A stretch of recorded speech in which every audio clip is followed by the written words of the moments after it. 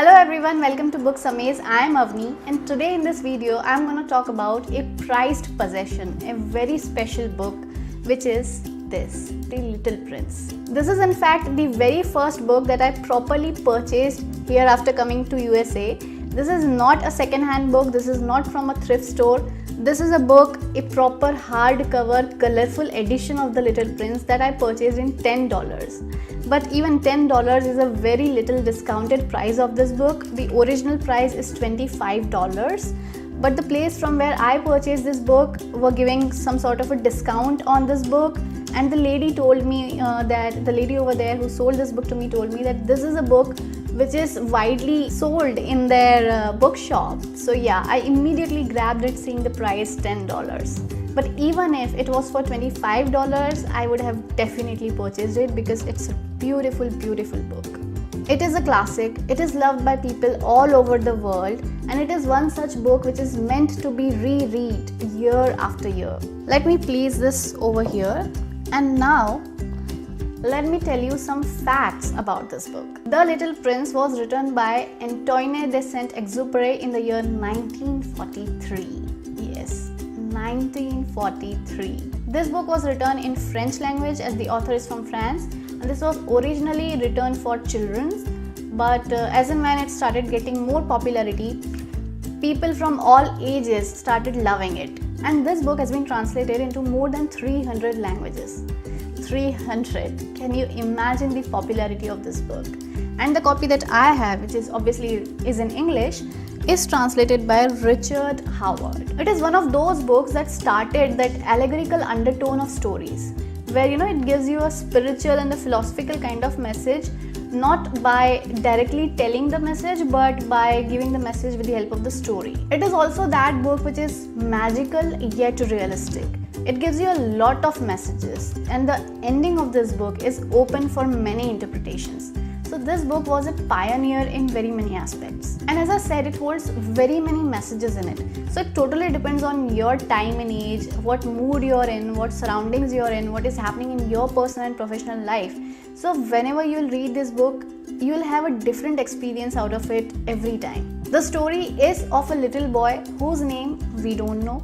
From where he exactly came from, we don't know. So the narrator of this story starts telling this story by his desire to become an artist in his childhood. His first drawing was that of a boa constrictor, which is a type of a snake that had eaten an elephant. Let me actually show that drawing to you so that you'll be able to imagine it properly.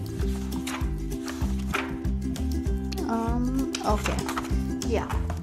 So here's the boa constrictor which is eating an elephant. So this is the drawing that he made. But when he showed it to people around him, to adults around him, they thought that this is a drawing of a hat. So then he later on made another drawing which was an X-ray of the elephant inside the boa constrictor, which looked like this. And when he showed this drawing to all the adults, saying that adults need more explanation, all the adults around him were quite disturbed by this drawing, and they advised him to pay more attention on some other important topics such as maths and science.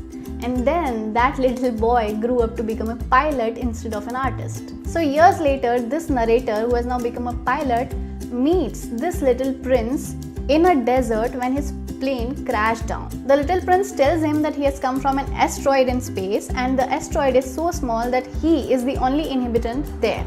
So that's why he calls himself Prince. And then later on there happens many conversations between this grown-up narrator and the little prince, which is so interesting. I can even make another video talking about those conversations and the whole story which is in this book.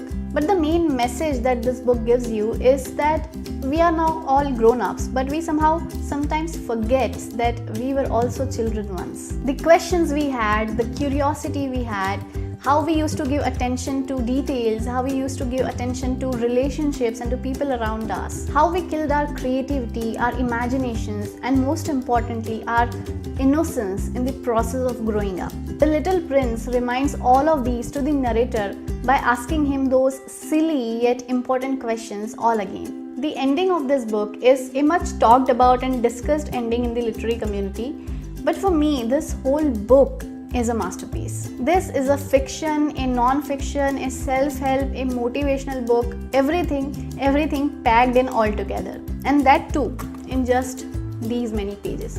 In fact, let me show you how pretty this book is from inside.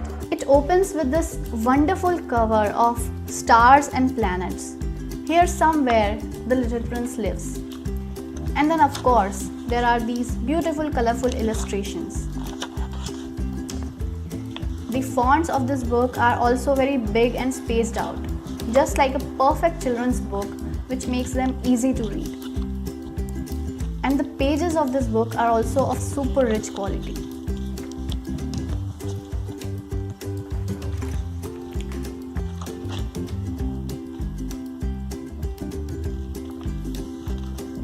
So I can say that I have spent my money wisely in purchasing this book. I have already read it twice and I wish to read it even more. And I want all of you to read it too. And for that, I am mentioning the Amazon link of this book in the description box below. I am mentioning both the Amazon India and Amazon US link. So if you want to purchase this book, please go ahead and purchase this book from those links. I hope you have liked this video, and if you did, don't forget to give it a thumbs up, and please check out my other videos as well. I talk all about books in my videos. And also press that subscribe and bell button before leaving, and don't forget to keep that child in you alive and happy. And also don't forget to keep reading. See you soon. Bye.